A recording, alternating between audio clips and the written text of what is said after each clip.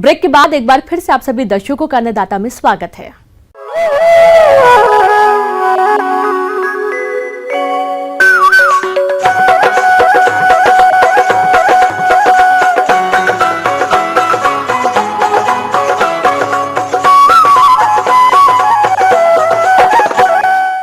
देश में इन दिनों तापमान में भी गिरावट देखी जा रही है। ऐसे में मुर्गी पालन से जुड़े किसानों को काफी परेशानियां झेलनी पड़ती है, क्योंकि बदलते मौसम में मुर्गियां और उनके चूजे जल्दी से तालमेल नहीं बिठा पाते हैं, जिससे उनकी मृत्यु दर बढ़ जाती है। इसलिए ऐसे समय में इनकी देखभाल आप कैसे करें, आइए जानते हैं डॉक्टर RM मिश्रा से।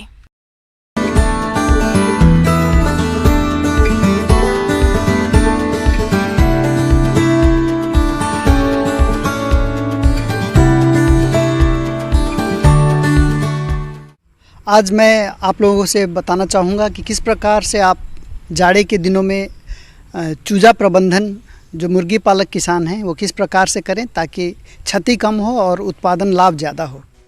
तो चूजा प्रबंधन से हम यह जानते हैं कि जो एक दिन का चूजा, 1 से 2 दिन का जो चूजा हमारे यहाँ आता है हमारे फार्म में, तो वह सीधे हैचरी से निकल के आता है।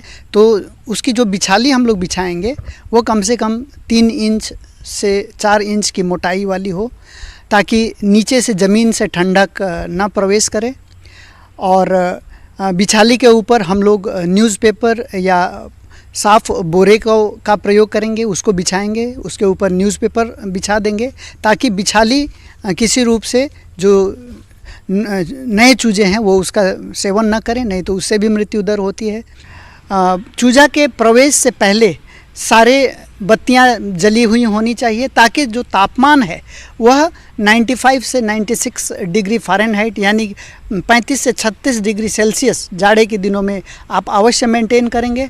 और उसके लिए एक ठो रूम थर्मामीटर भी लटका के रखें, ताकि आप सुनिश्चित कर सकें कि तापमान पर्याप्त है, जो चूजों को शारीरिक रूप से उसको स्वस्थ रहने में सहायक होगा। जाड़े के मौसम में मुर्गी पालन करते समय चूजों की डिलीवरी सुबह के समय कराएं, शाम या रात को बिल्कुल नहीं कराएं, क्योंकि शाम के समय ठंड बढ़ती चली जाती है। शेड के पर्दे चूजों के आने के 24 घंटे पहले से ही ढक कर रखें। चूजों के आने के कम से कम 2 से 4 घंटे पहले ब्रूडर चालू किया होना चाहिए। इस माह में चूजा का घर का तापमान 95 डिग्री फ़ारेनहाइट होना चाहिए। अगर ठंड ज्यादा हो तो ब्रूडर को कुछ समय के हवा निरोधी भी आप बना सकते हैं। और हैचरी से निकल के आने के बाद उसको एक निर्धारित तापमान की आवश्यकता होती है, वह हमें देना है। तो इसके लिए आप ब्रूडर का व्यवस्था करेंगे, इलेक्ट्रिक बल्ब्स की प्रयोग करें, और बल्ब का संख्या कुछ इस तरह से निर्धारित हो कि प्रत्येक चूजा 2 से 2.5 वाट की आवश्यकता होगी। अब 2 से 2.5 वाट का मतलब अगर हम लोग 200 से 250 वाट का बल्ब लगाएं तो 100 चूजा के लिए पर्याप्त होगा। ये जो शुरुआती सप्ताह है इसमें 95 डिग्री फ़ारेनहाइट, दूसरे सप्ताह में 90 डिग्री फ़ारेनहाइट, तीसरे सप्ताह में 85 डिग्री फ़ारेनहाइट एवं चौथे सप्ताह में 80 डिग्री फ़ारेनहाइट का तापमान आपको मेंटेन करके रखना है। फिर पर्याप्त मात्रा में जल के बर्तन आप जो ब्रूडर कर रहे हैं वहाँ पे बर्तन रखें। प्रति 100 चूजे 3 से 4 जल एवं भोजन के पात्र आवश्यक हैं वहाँ पे। अब एक जो ब्रूडर का जो क्षेत्र है उसमें 300 से 500 चूजों के लिए आप ब्रूडिंग का व्यवस्था करें। उससे अधिक अगर संख्या में चूजा पालन करने जा रहे हैं तो एक दूसरा ब्रूडर सेट आप तैयार कर लें। ब्रूडर जब हम लोग बनाने जाएंगे तो एक चिक गार्ड दिया जाता है जो करीब 1.5 फीट ऊंचा होता है। वो एल्यूमिनियम शीट से भी बनते हैं, या अगर आपके पास अन्य कोई पदार्थ हैं तो उसका भी बनाएं, ताकि चूजे जो निर्धारित ब्रूडर क्षेत्र है उससे बाहर न जाएं। प्राइवेट हैचरी से पहले दिन के चूजों को खरीदते समय ध्यान रखें कि रानीखेत बीमारी का एक F1 स्ट्रेन और मैरिक्स बीमारी का टीका लगा होना चाहिए। अगर टीकाकरण नहीं किया गया है तो पहले दिन के चूजे में मेरेक्स टीकाकरण 2 से 7 दिन पर, रानीखेत F1 स्ट्रेन टीका 13 से 17 दिन पर, गंबोरो टीका 6 सप्ताह की उम्र पर, रानीखेत RB टीका 8 सप्ताह पर, फाउलपॉक्स टीका 16 सप्ताह की उम्र पर और रानीखेत R2B स्ट्रेन टीका देना चाहिए। अब चूजों को आपस में इकट्ठा होने ना दें, उनको समय समय पे दौड़ाने का प्रयास करें, क्योंकि जाड़े का दिन है, चूजे आपस में इकट्ठा होते हैं और इकट्ठा होने से भी दब के मरने की संभावना बढ़ जाती है। आपके ब्रूडर हाउस में अगर चूजे खुले तौर पे बहुत फ्रेश और निर्भीक घूम रहे हैं, इसका मतलब है कि आपका तापमान सटीक है। कक्ष का जो वेंटिलेशन है ये भी बड़ा मायने रखता है। वेंटिलेशन पर्दा ज़रूर ढके और ऊपर से नीचे की ओर जो ऊपर का जो भाग है वो थोड़ा हवादार रखें, ताकि हवा का आवागमन अवरुद्ध न हो, क्योंकि वेंटिलेशन के कमी से भी नाना प्रकार के बीमारियां, विकार पैदा हो सकते हैं, जो कि उनके रोग प्रतिरोधी क्षमता को कम करेंगे और बीमारियां पैदा करेंगे। इस व्यवसाय में 3 तरह के आहार होते हैं। प्रारंभिक आहार, गोबर का आहार और फिनिशर आहार। प्रारंभिक आहार में प्रोटीन की मात्रा 22 से 24% है। ऊर्जा की मात्रा 27 से 28 किलो कैलोरी तक होती है। ग्रोवर आहार में प्रोटीन और ऊर्जा की मात्रा प्रारंभिक राशन की तुलना में थोड़ा कम हो जाता है। मुर्गी पालक किसान भाई इसको अगर ध्यान देंगे तो बहुत सारी जो बीमारियां हैं और मृत्यु दर बढ़ने की जो आशंका है ठंड लगने के चलते, और ठंड लगने से उसके बाद अन्य बीमारियों का भी अटैक होने की जो संभावना है यह काफ़ी कम कर सकते हैं, और चूजों की मृत्यु दर कम करके आप अधिक से अधिक लाभ कमा सकते हैं। आगे और भी है खेती बाड़ी से जुड़ी बहुत सी रोचक जानकारियां। यहाँ रुकेंगे एक और छोटे से ब्रेक के लिए।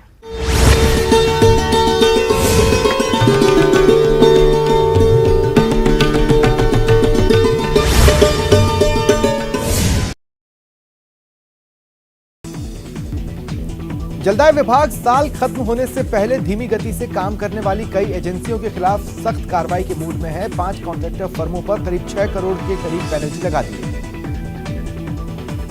बीजेपी की जन आक्रोश यात्रा पूरे प्रदेश में चल रही है। जयपुर शहर में बीजेपी के नेता आम जनता का समर्थन हासिल करने में जुटे हैं। कोरोना का असर कम होने के साथ ही वैक्सीनेशन की रफ्तार लगभग थमी है। राज्य में फिलहाल 11 लाख को वैक्सीन।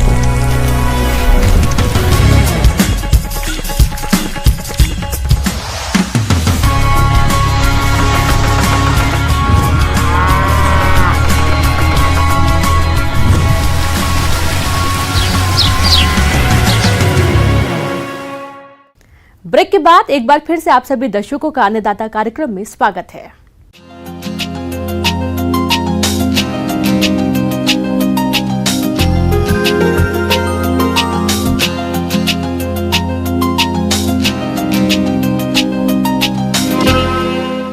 किसान भाइयों, यदि आप फलदार पौधे लगाकर अधिक मुनाफा कमाना चाहते हैं तो अमरूद की बागवानी आपके लिए शानदार विकल्प साबित हो सकती है। अमरूद एक ऐसा फल है जिसे बेचने के लिए भी ज्यादा झंझट नहीं है। अमरूद की हर जगह डिमांड रहती है, जिसके चलते आप अमरूद के बाग लगाकर हर साल लाखों का मुनाफा कमा सकते हैं। लेकिन अधिक फलों का उत्पादन लेने के लिए अमरूद के बाग को रोगों के प्रकोप से बचाना जरूरी है। तो आप किस प्रकार से करें रोगों का नियंत्रण, जिस बारे में जानकारी दे रहे हैं डॉक्टर चंद्रशेखर आजाद।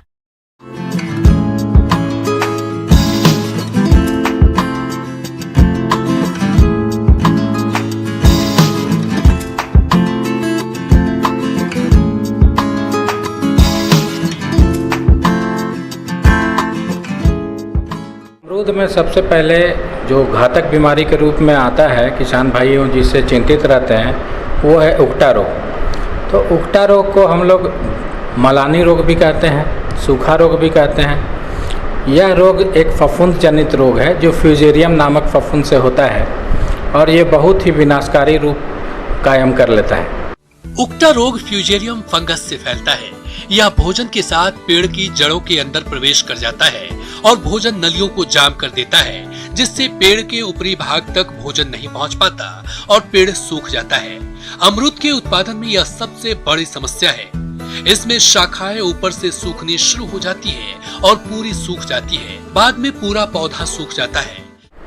और इसमें लक्षण के रूप में ये कहे कि इसमें जब पौधा सूखने लगता है तो फल जो है वो छोटे रह जाते हैं, बहुत कड़े हो जाते हैं और काले पड़ करके गिरने लगते हैं। तो शुरुआत में हम लोगों को समेकित रोग प्रबंधन के तहत ही इस रोग का हम लोग मैनेजमेंट कर सकते हैं, प्रबंधन कर सकते हैं।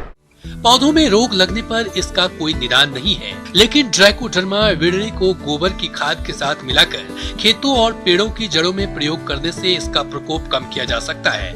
आमतौर पर ट्राइकोडर्मा विरिडी की 5 किलोग्राम मात्रा को 40 से 50 किलोग्राम गोबर की खाद या वर्मी कंपोस्ट के साथ मिलाकर उसमें हल्का पानी सींचकर प्लास्टिक की बोरी से 10 से 15 घंटे तक ढक देते हैं और उसके बाद थैलों और पौधों की जड़ों के पास इस मिश्रण को डालते हैं। दूसरा बीमारी इसमें आता है एंथ्रेक्नोज, जो आपने देखा होगा किसान भाइयों, है कि काले धंसे हुए भूरे भूरे और काले काले धब्बे दिखाई पड़ते हैं, खास करके फल में। जो भी इसमें फल आते हैं या तो छोटे आते हैं, और अगर बड़े होने के समय पर अगर आते हैं तो उसमें काले धंसे हुए धब्बे दिखाई पड़ते हैं, जिससे मार्केट वैल्यू किसान भाई को नहीं मिलता है, दाम बहुत ही कम प्राप्त होता है उसमें।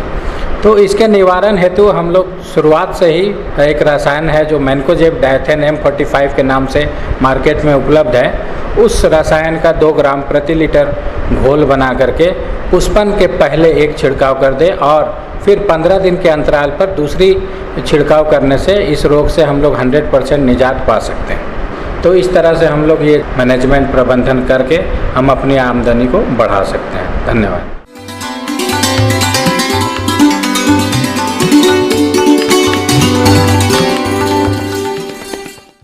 आइए जानते हैं अन्नदाता निःशुल्क फोन के माध्यम से पूछे गए समस्याओं का समाधान।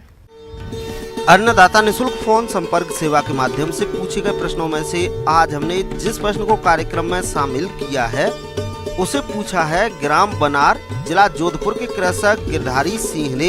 ये गाजर घास के नियंत्रण के बारे में जानकारी चाहते हैं। तो गिरधारी सिंह जी, आपकी जानकारी के लिए प्रस्तुत है कार्यक्रम का ये अंश।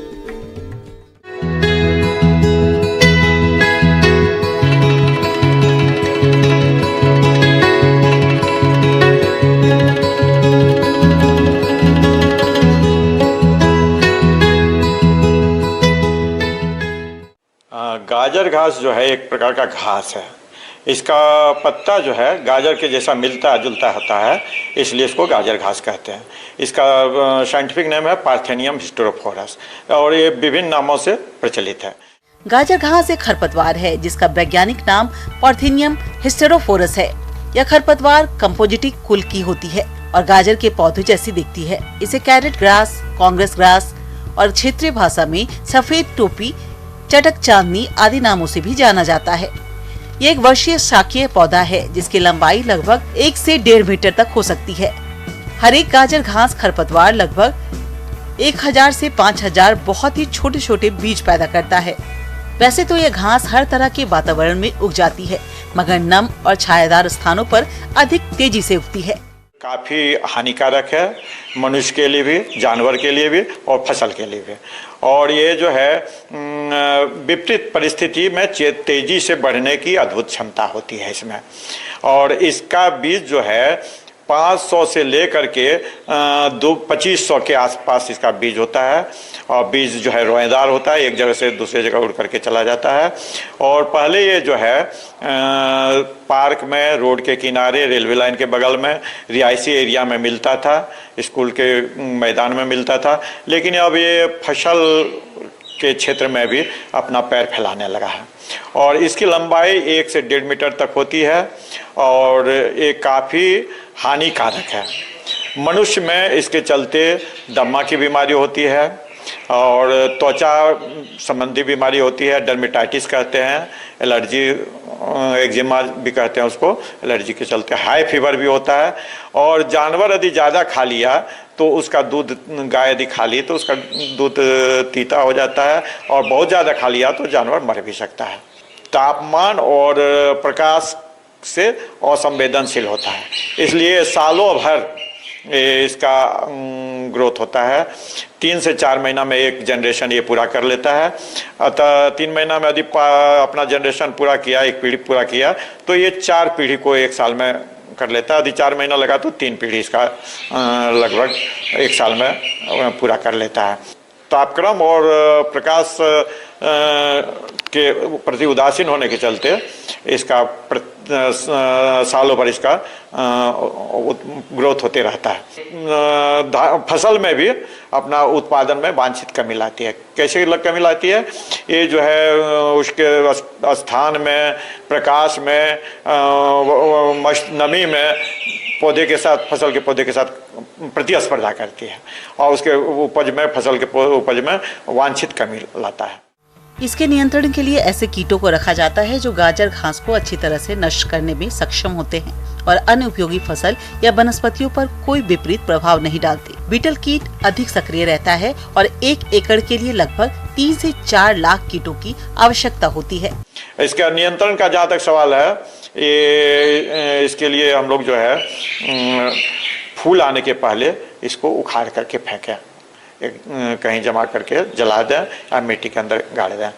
दूसरी बात है, इसको रसायन का यूज कर करके हम लोग इसका नियंत्रण करते हैं और इसके चलते जो है पर्यावरण और जैव विविधता पर काफ़ी खतरा उपस्थित हो रहा है। इसलिए इसका नियंत्रण करना बहुत ही आवश्यक है। अपने घर के आसपास यदि है तो उसको तुरंत ही उखाड़ फेंके, नहीं तो आपको बीमारी होगा, त्वचा संबंधी बीमारी और सांस का बीमारी जो दमा होता है उसको पर असर करता है, दमा का बीमारी होता है। इसलिए इसका नियंत्रण करना बहुत ही नितांत आवश्यक है। गाजर घास से जैविक खाद बनाकर हम पर्यावरण सुरक्षा कर सकते हैं। निंदाई कर हम जहां एक तरफ खेतों से गाजर घास एवं अन्य खरपतवारों को निकालकर फसल की सुरक्षा करते हैं, वहीं इन उखाड़ी हुई खरपतवारों से वैज्ञानिक विधि अपनाकर अच्छा जैविक खाद प्राप्त कर सकते हैं, जिसे फसलों में डालकर पैदावार बढ़ाई जा सकती है।